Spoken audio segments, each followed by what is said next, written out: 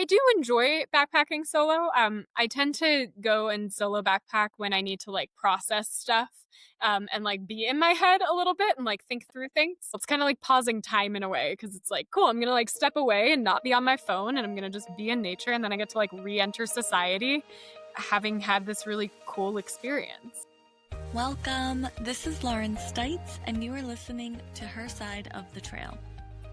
On this episode, I have Halle Homel with me, and I'm so excited to have her share her knowledge and expertise on backpacking. If you have not backpacked at all, if maybe you've only done a few trips, or maybe you're just looking for some more tips and trail recommendations, this is the episode for you. Halle is an expert backpacking guide, and she has a lot of information to share, and you're going to want to take notes this episode, I'm pretty sure. So let's get into it. Let's start planning our next backpacking adventure. Hi, Halle. Thank you for joining me today. How are you doing today? Thanks so much for having me. I'm doing really good. Just went on a trail run, just got back. So happy to be here. How nice is that? What's the weather like today? We are talking at the end of October. So what's the weather like? Yeah, it's actually surprisingly nice.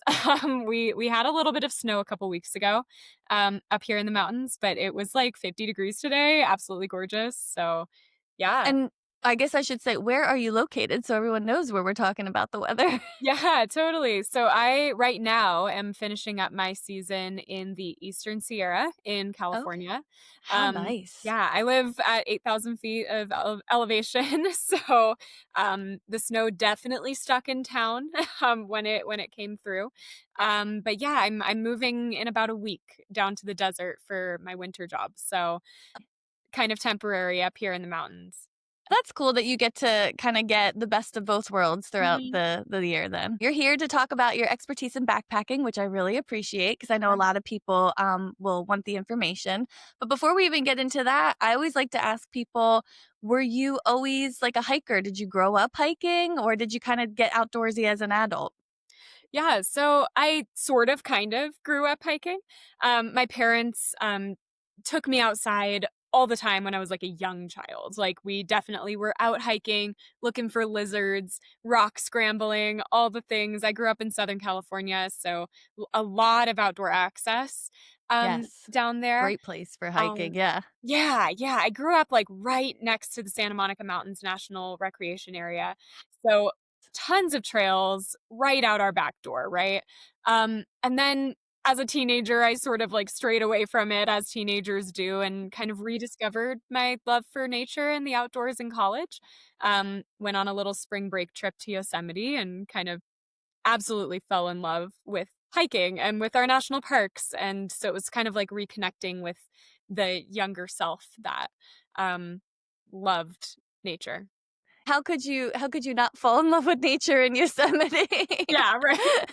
It's like a requirement there. Like if you don't love nature when you visit there, then there's something wrong with you. Yeah, yeah. Something didn't quite connect, right? So that's awesome. So did you start backpacking in college or did you start that later? So I started backpacking in my early 20s, like pretty much as soon as I was out of college. It took me a few months. I did a lot of hiking, a lot of car camping. I was actually living out of my Kia Soul for a few months right after I graduated. So I was just doing these like really long day hikes for a while. And then my partner at the time introduced me to backpacking in my early 20s.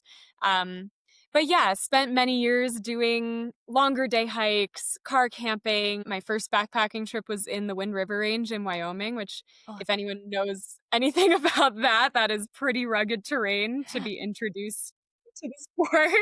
And so because of that, like, it was a rough trip, I'm not gonna lie. My gear was super heavy, but you learned a lot, I assume. learned a lot. Yeah, it was kind of a necessary learning curve. Like I'm really glad that I had that experience because it let me learn enough to then streamline my best practices. And it's been really cool to kind of like watch myself grow into the sport and become a guide and have hundreds, if not thousands of miles behind me now. And then like look back on that first trip in the winds when I was a beginner and be really grateful that like that version of me actually stuck with it. even though it was really hard. Now, how long then have you been backpacking? What year was that? I wanna say 5 or 6 years at this point. Okay. Yeah. Awesome. Yeah. Yeah. And then, so when did you become a backpacking guide? Like, what brought you into doing that? So I started backpack guiding at the end of 2022. It was after my first season in the outdoor industry. So I was kind of working as like an assistant rock climbing guide before that. That's And fun. yeah, super fun. And yeah, so winter 2022, I believe I started in December. I was hired on as an outdoor educator in a program that involves a 10-day backpacking trip for high school students. So I worked with that program for 3 winters. So it was that winter and then the 2 after that. And last year I got the privilege of being my group's lead guide, which was such an honor because this is a program that like is literally older than I am. So that was really special, and just getting to introduce students to the outdoors is really, really cool. But I also do a lot of guiding with adults as well. I actually prefer working with adults. I think it's really cool to watch, grown humans realize as an adult what they're capable of. I think that that is one of the coolest things to just like get to bear witness to. I will say that backpacking is about 50% of everything I guide. My official job title, or what I tell people my job title is, because who knows? I work seasonally, it changes all the time. But I tell people that I'm a multi sport adventure guide. Um, so I do a lot of overnight trips. But I also guide a lot of naturalist focused day hikes. I've done a lot of paddle guiding, canoe guiding. I'm also a certified rock climbing instructor. I just love getting people outside. You're a Jane of all trades. Yeah, yeah. And this past summer, I worked full time as a backpacking guide here in the High Sierra and the Yosemite High Country. So I guided everything from John Muir Trail sections to Mount Whitney summits, in just one of the most beautiful mountain ranges in the world. And really grateful to have gotten to call these mountains my office and also gotten to introduce people to them. What are some of your favorite backpacking trips that you've done? Do you have any Yeah. number ones, or is that hard to choose? It is a little bit hard to choose. I definitely tend to challenge myself when it comes to my personal trips. I always say that my favorite trail is the Timberline Trail, which is 43 miles. It circumnavigates Mount Hood in northern Oregon. I did most of that trip solo, with the exception of the last section where I kind of started hiking with somebody that I actually met on the trail. That trip was truly life changing. It was like the trip that showed me how capable I was as an outdoors woman at the time. I also did it before like they cleared all the downed trees and before they built the bridge over the Elliott Glacier River. And so like it was actually like kind of technically challenging in a lot of ways, and really like engaging in this really cool way. Like it was just this like super intimate relationship with the trail that I hadn't really gotten to experience prior to that. But other areas, like I'm always going to have a soft spot for the Backbone Trail, which is a 70-mile through hike that I completed in 2023. Wow. That goes across the Santa Monica Mountains, which is the mountain range that I learned to hike in. So that's like super near and dear to my heart. And then also, like, I've gained such a love for certain sections of the John Muir Trail as well, which is where I did a lot of my guide miles this past summer season. Absolutely in love with the Whitney Zone and that whole surrounding area through like Sequoia National Park and even the Iceberg Lake side of the mountain. I just think it's so special.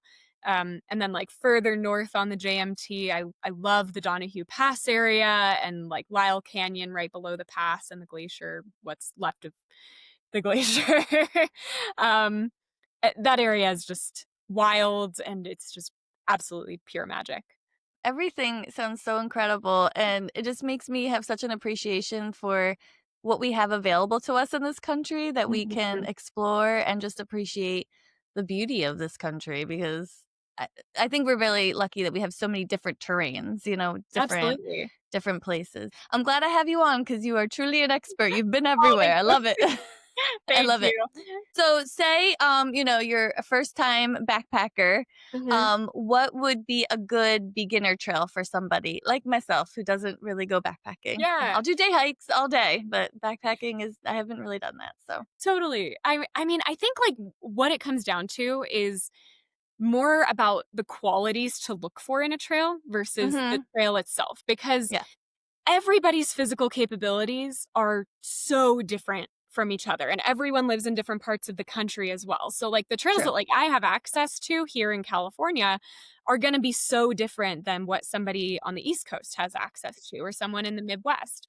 And so I think, like, the main thing is to make sure that you're keeping it, like, super short and sweet for that first trip. Maybe like a Um couple nights, like 2 nights. 2 nights is so perfect. Absolutely. Like, you don't need to do a lot of miles, you don't need to summit a mountain. Like, I always see these people who are like, "I'm gonna go do a 14er for my first backpacking trip," and it's like, you don't need to do something that big Yeah. to feel like you're out in the backcountry, if that Yeah. makes sense, right? Mhm. But yeah, your first trip is for seeing whether or not you like the sport. More than Yes. anything, That makes sense, right? yeah. So, I recommend taking, like, what you normally do for a day hike and subtracting, like, 3 or 4 miles from that for your daily average. Um, Definitely a short trip, 1 to 2 nights is perfect, and that way you can truly focus on, like, paying attention to how you feel, and give yourself, like, a good amount of time in the evenings to troubleshoot gear if you have to. Um, I also recommend doing something that has, like, pretty obvious campsites available. Um, I know that a lot of people, like, are very stressed about, like, how do I know where to camp, right? And you can usually find that information pretty accessibly online, but there are definitely areas that are better for that, right? So, I mean, I've done a lot of my guiding here in California and just on the West Coast in general. So, like, Channel Islands National Park, awesome for people who are stressed about, like, having to find a campsite because there's designated campsites. So it's like you're hiking to your campsite and you are in the backcountry because you're dropped off on the island, right? But you have an assigned campsite, you have a food locker, so you don't need to kind of think about all of those logistics for that first time out. You can kind of use that energy to, like, think about other things. Think Yeah, think about, like, your gear, think about how you're feeling, think about, you know, just getting there and Yeah. everything that it takes to get to your campsite.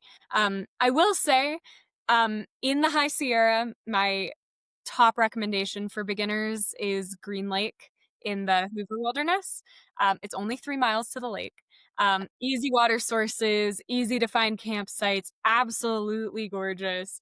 Um, but you do need a permit. It's only Okay. $30, but That's not bad. Yeah. yeah, but You're it's paying for your really campsite at that point, yeah, right? Yeah. pretty much, Yeah. pretty much. But yeah, that's where I used to guide, wilderness skills courses, this past summer, for people who wanted that kind of intro to backpacking. It would Is there, like, a best time of year for anyone to try backpacking? Do you have, a Yeah, recommendation for that? Obviously not winter, probably yeah, not.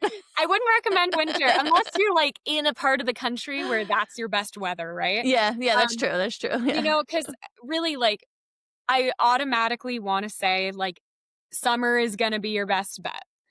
But Mhm. it's so dependent on where you live or That's where true, yeah. you're trying to go. Um, you know, most of the country, summer is gonna be great. Fall might also be really awesome because it starts to cool down. You're not gonna be dealing with heat. Heat exhaustion won't be, like, as big of a factor. Um, a huge thing to think about is, like, are my water sources going to be available? You also don't wanna be dealing with snow on the Yeah. trails or weird Mhm. weather, which I feel like can be a little bit more prevalent in the springtime across the country.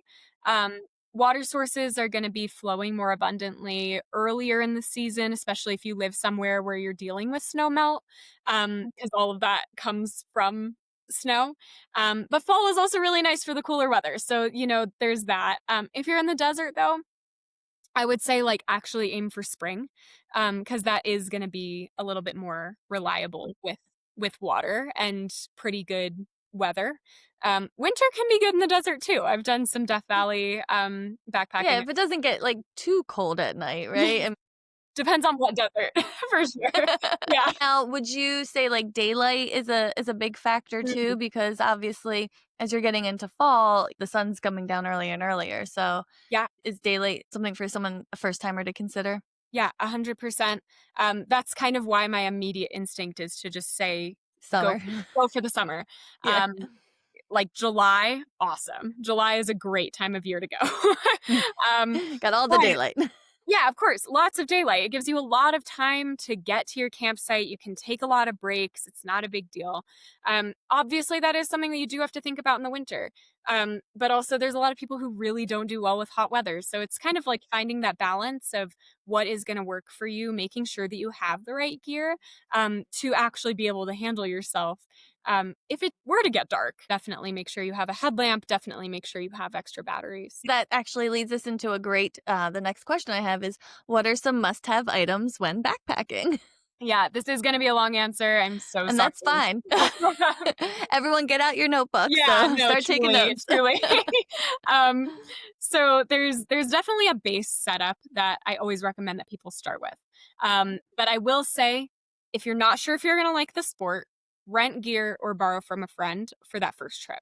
That's smart. Backpacking gear is so So expensive. expensive, yes. Um, so like making sure that you're getting stuff that's going to last you, don't just buy the cheap thing just because you are going to have to replace stuff. I call it the big 6. So you've got the 10 essentials, which I'll get into in a little bit, which you should be carrying on a day hike anyway. It's kind of like your base safety gear. But I always say like you have the big 6 of backpacking, which is a backpack that fits you. So go and get properly fitted. Most gear shops are gonna be able to help with pack fits. Um, so go to your local gear shop, ask them to help you fit a pack. They do come in sizes, and they do come in women's or men's, and they are like built for different body types. I found that I don't like to use men's packs generally just because I have a shorter torso. So being able to find that gear that like truly works for your body is actually going to be huge for injury prevention. So that is super important. So backpack is the first one. You obviously need something that you can carry everything in. Um, the other stuff is going to be your sleeping pad, sleeping bag, tent, water filtration, and your cook system. I think that's 6, right? I think so. 1, 2, 3. Yep, that's 6. For your sleep system, which is your sleeping bag, your sleeping pad, and your tent. Um, make sure that your gear works before you go out. Yeah. That's And that huge. you know how to use it, like, you can put up your tent. Yeah, exactly. Yeah, you don't want to be, like, fumbling with a tent that you've never put up before in a surprise thunderstorm, right? You wanna kinda know how everything works. You also wanna make sure that your tent is actually waterproof, especially if you're borrowing gear from a friend instead of, like, renting it from a gear shop or a company that does gear rentals, 'cause they should be testing their gear pretty regularly, but, like, if you're borrowing your friend's old tent, make sure that that is actually waterproof because, again, surprise thunderstorms can happen. And the last thing you wanna do is be stuck out there and not be able to keep yourself dry. That can be really dangerous. Um, and then, yeah, make sure that you're checking, the temperature ratings on both your sleeping pad and your sleeping bag. Um because they do come in different temperature ratings. And your sleeping pad is actually a way bigger deal than a lot of people think. You lose most of your heat through the ground when you're sleeping in a tent. So making sure that you have something underneath you that is going to keep you warm is going to be huge, especially if you're doing like inflatable sleeping pads. Those temperature ratings are going to change and fluctuate. The more ultralight pads are not going to be as warm, but they should, most of them these days should all be insulated. If you're going really cold weather camping, I would recommend a closed cell foam pad, which is, your classic fold up Yeah, the thermal. accordion style. Yeah, because those are reliable.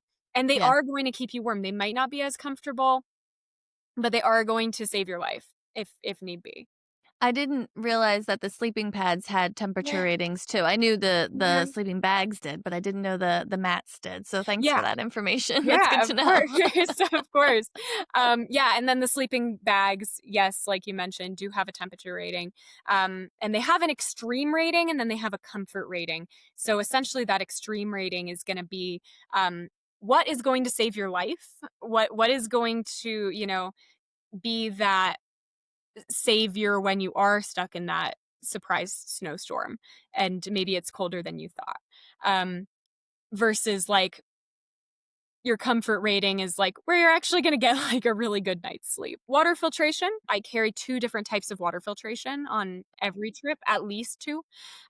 So one of those is sometimes my stove because I can always boil water. That's actually the safest like guarantee that you're actually going to kill That's so everything. smart. My favorite personal type of water filtration is a squeeze filter. Those can get a little bit complicated in cold weather, so just like make sure that you're choosing gear that kind of works for the trip that you're going to be on. There's always like iodine tablets or aqua and those can be a little bit complicated as well. They're not really great to be consuming for like long periods of time. They're like good in a pinch. Yeah, if you're going out like every once in a while, using iodine not a big deal. Gotcha. but if you're using it all the time, if you're relying on iodine on the PCT, like Yeah. not gonna have the best long-term effects. I just learned that recently Well, through that's a good to friend know. who's also a backpacking guide. So water filtration, I mean, I think that's something that maybe a lot of people don't think about or put a lot of emphasis on. But it is something that is really important, and it's just as important to have a way to filter water as it is to have access to those water sources. Yeah, other things to consider, your clothes and your layers. Um, Typical you don't hiking. yeah, you don't need anything super fancy, right? I will bring just one outfit to hike in, one outfit to sleep in. Mm. My sleep clothes can also double as a base layer if I'm hiking and it's super cold out. Like my Mhm. sleep clothes tend to be my merino wool base layers, which are really good for keeping you warm. They can also layer under your hiking pants. That's Um, smart use of your space too in mhm. your bag. Exactly, exactly, and that's why I don't recommend people bring, a ton of changes of Yeah. clothes. You don't I need that. Yeah, I think a lot of people, think that they need to bring a lot of changes of clothes, but really what you need to be focusing on is your layers. Base layer. I like to have a fleece always. Sometimes I'll bring an insulating layer. That's my puffy back there behind me, which you can see in the video. And then I always also like to have a wind or rain layer that can That's go on smart, top yeah. of the puffy. The puffy is great for wind generally, but it is down and it is going to be a problem if it gets rained on. So making sure that I have something that is waterproof is huge. I may or may not bring rain pants. It depends on where I am. If I'm in Alaska, the rain pants are definitely coming. Um, it just totally depends. And then of course you want good shoes. If you're already a hiker, like if you already do a lot of day hiking, you don't need to buy new shoes. Just make sure that what you have is broken in, so that you're not dealing with blisters. Especially because when you're backpacking, you might be dealing with more like river crossings where your feet might get wet, and that can make you more prone to blisters. And also just carrying more weight that your body is not used to, like that can definitely add to injury risk as well. So just making sure that your shoes are really well broken in and that you have something that works for you. I'm constantly getting questions about what shoes I recommend, and it's like just go and try on shoes. Yeah, everyone's feet is different. Yeah, And I exactly. know some Everybody's people, like, body is swear different. by yeah, some people swear by trail runners, some people swear by their hiking boots, so Mhm. everyone's different, yeah. Yeah, yeah, I'm a trail runner girly for sure. Keeping that in mind and keeping in mind like what footwear actually like overall works for your entire body is really important. So just use what is comfortable for you and what you actually like. Something else that you might need to think about in terms of gear is potentially food storage. Um, Yes. it depends on Yeah. where you are. It depends on where you are and where Over you're. here, we need the bear bags. Yeah, so you guys use bear bags over there. We use bear cans, Okay. here in the Sierra, which are so heavy, but, they keep the bears away, which well, they keep the bears out of your food. But it's really important to know what the regulations are and the requirements are for the area that you're gonna be because you don't wanna show up in Yosemite and learn right then and there that you need to now rent a bear can. It is something to think about when you are like organizing your pack for the first time and making sure that everything fits. If you know that you are going to need something as big and bulky as a bear can, just like keeping that in mind before you get to the park is going to be huge. Having a way to go to the bathroom. I think a lot of people don't think about Pack that. a shovel with you. Yeah, but also it goes back to the regulations, right? Like because some areas are totally fine with you digging cat holes.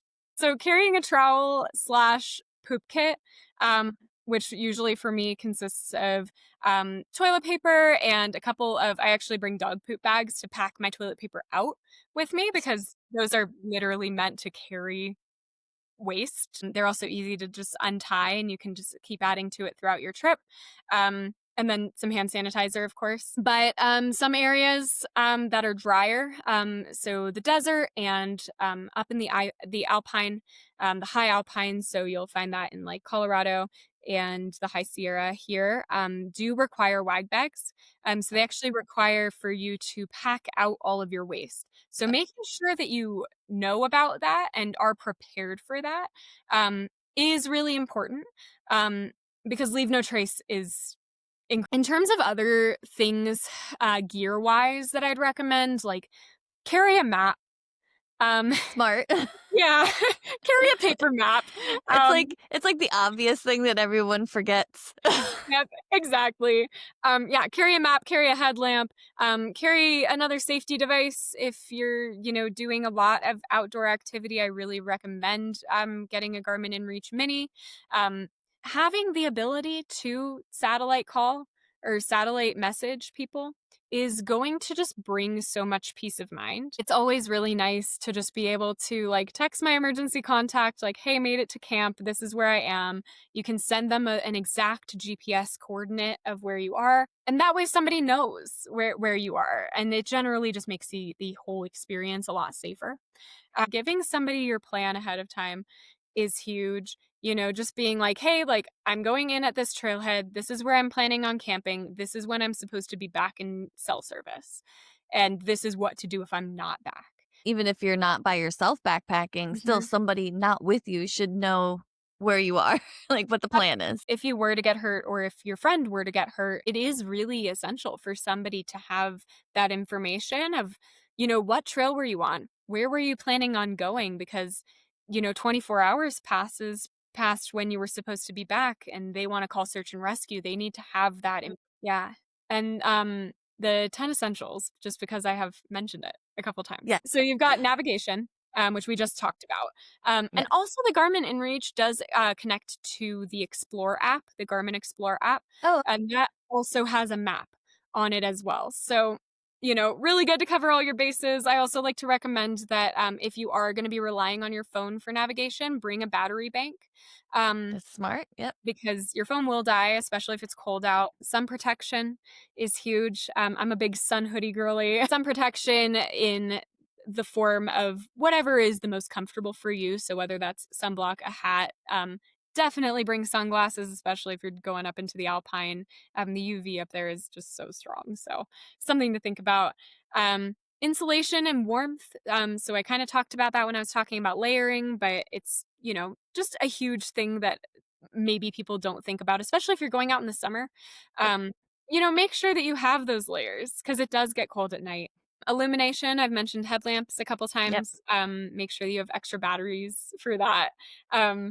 Makes a huge difference. You really don't want to be caught in the dark. In terms of safety, first aid is also on the 10 essentials. Even if it's like your super basic first aid kit, like it does not need to be anything super fancy, but just like having things like gauze and an ace bandage, Benadryl. Doesn't need to be super fancy, but you should have something. On the 10 essentials as well is something to make fire with. something to be able to generate heat with is Yeah. kind of what that is implying. Even if it's just like, oh, I have a lighter to light my butane stove.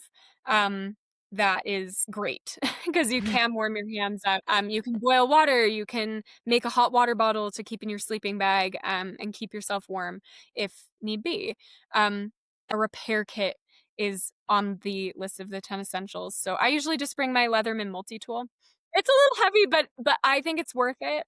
Um, having, my little pocket knife on there, having the pliers, having a can opener, like those kinds of things, just because you never know what might be needed when you are in the backcountry. Having like a patch kit is really good. Knowing how to potentially patch your inflatable sleeping pad is really essential as well. Just kind of like being prepared for like when gear does break because it does happen. And then food and water, obviously. Or water filtration. You are going to run out of water if you're backpacking, if you're out for a few days. But having your water filter is really huge.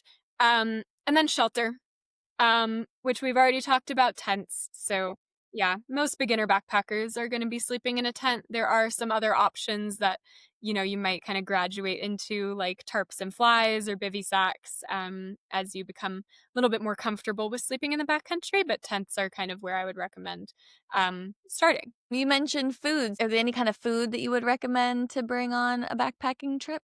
Yeah, so for beginners, it is really convenient that we are living in a time where we have these pre-made dehydrated meals that are just available at most outdoor shops. Even like the grocery store here in my little mountain town sells dehydrated meals. I've been loving Good to Go as a brand for like healthy dinners, but there's like such a large selection, and it's really important to just like buy stuff that you know you're gonna like, um, and you know you're gonna eat. If you're super on a budget, just bringing, like, boxed mac and cheese is Oh, super easy. Even, like, the Knorr, rice or pasta sides, a lot of through hikers, use that's so those, smart. and I wouldn't even think of that. But yeah, yeah, that's so smart. Yeah. yeah, And and then you very reasonably priced. yeah, and then you can just, like, throw in some, whatever, Like throw in like a protein. pack of tuna or something and you're good to go. Exactly. Yeah, and I deal with clients who have all sorts of dietary restrictions, and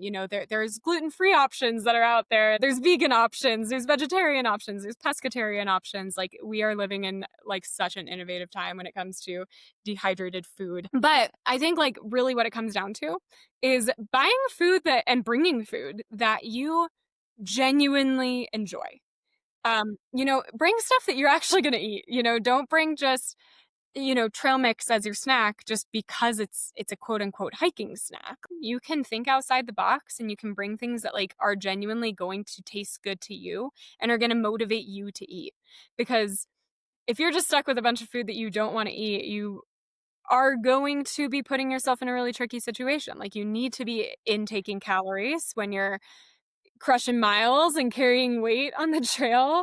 I like to even bring, like, candy on the trail, like, I'll bring, like, a bag of Sour Patch Kids and keep it in my hip belt pocket, because, like, that sugar boost is really good. I also like to bring, like, an electrolyte packet per day, um, just because, like, you are trying to kind of, like, upkeep your body while you are going through this, like, pretty physically demanding activity. So I want to ask you, since you've been Mhm. backpacking for so long now and a guide and everything like that, do you have any like funny or oh no like story that you would like to share that the audience might find enjoyable? Yeah, I mean, I could just talk about the Timberline Trail. I actually had a story published about the Timberline Trail, um, Okay. back in what was that? Spring of 2024, in an Mhm. anthology called Blood, Sweat, Tears, not to self-plug, but also to self-plug. Um, Well, we did have Christine Reed on the oh, beautiful. podcast, so we've already plugged the book. We can plug it again. Beautiful, beautiful. I'm, like, right in the middle, like, directly in the middle of the book. Love But I it. talk about the Timberline Trail in my story, and specifically, I talk about the moment where I have to cross the Elliott Glacier River. It was deep. It was above my knees, Oh, and I'm not a large person. no. I'm only, like, 5'5", so, that's a lot of me that's in this very cold river. There is a bridge there now, apparently, which is crazy. Um, That takes the fun out of it now. I know, right? But yeah, it was one of those river crossings, and I'd done tons of river crossings in the past before. But it's one of those river crossings that you kind of get warnings about. Um, like everybody who's going in the other direction was like, "Hey, make sure that you're crossing this river in the morning instead of in the afternoon." And that's because snow melt tends to increase in the afternoon as it gets hotter. Um, I didn't really have a choice with that timeline, just because of where I planned on camping on that trail, and I just kept telling myself, like, "It'll be fine, it'll be fine." But the river was really deep, it was really cold, and it was going really fast. There were definitely moments where I was, like, stepping into the water and then being like, "Nope," and backing back out. I have my Tevas on 'cause I didn't wanna get my boots wet. My Tevas are getting, like, absolutely ripped off of my feet because the river's going so hard. Oh my goodness. Eventually, another solo hiker kind of passes me, and he's this like 6 foot tall dude who runs across the river, drops his pack, comes back across like halfway to like where it was stable for him to stand, and he like sticks his hand out to me. So he essentially like pulls me across the river. Which I'm glad he did because who knows what could have happened. I could have ended up very wet and very cold. I could have ended up down the river a ways. If there hadn't been somebody else there, it also could have been fine. And we ended up hiking most of the last day together, which was really cool to just like have someone to talk to because I had done 2 days totally solo up until that point. What's that like when you're backpacking solo? Do you start to go a little stir crazy? Start Yeah. talking to all the animals you see on the trail? I mean, it depends on where I am. If I'm in bear country, I am talking to myself the whole Oh, time. yeah, yeah. Well, you want everyone to know that you're there. Don't come near me. Yeah, exactly. No, I do enjoy backpacking solo. I tend to go and solo backpack when I need to like process stuff, and like be in my head a little bit and like think through Okay. things. I think a lot of people will solo backpack because it kind of gets them out of their head. It does the opposite for me. But it allows me to like have that like solitude to work through whatever is going on in my life and reset. And it's really cool. It's kind of like pausing time in a way because it's like, cool, I'm going to like step away and not be on my phone and I'm going to just be in nature. And then I get to like re enter society having had this really cool experience. Before I let you go, I Mhm. ask everybody this. If Mhm. you could only do one kind of hike for the rest of your life, would it be a hike that would lead to a waterfall? Or would it be a hike that would lead to a really beautiful view? Mm. I'm gonna go with the really beautiful view. I'm you know I don't really love the word peak bagger, but I do tend to gravitate toward mountain summits, and so and the reason why I gravitate toward mountain summits is because there is this like really special moment where you like get to the top of whatever mountain you're aiming for and you finally get to see the view that's on the other side of it. And that is so special and so magical. And waterfalls are awesome. I actually used to be a waterfall hiking guide in Oregon, a few years ago. Have such a special place in my heart for all the waterfalls. Do go chasing waterfalls, definitely. But I will say a big, expansive view is just absolutely life changing. So before I let you go, where can everyone find you? You're on social media, you're online. Yeah, so I'm Halle Trex on all platforms. So that's HalleTreks. So I'm mostly active on Instagram and TikTok. Threads is a new one. So Yes, it sometimes is. I do be sharing my opinions on threads. But yeah, mostly Instagram and TikTok. Thank you so much for sharing your expertise because I definitely learned a lot from you. You've kind of made me like, maybe I could do some backpacking. You Maybe. definitely could. You definitely could.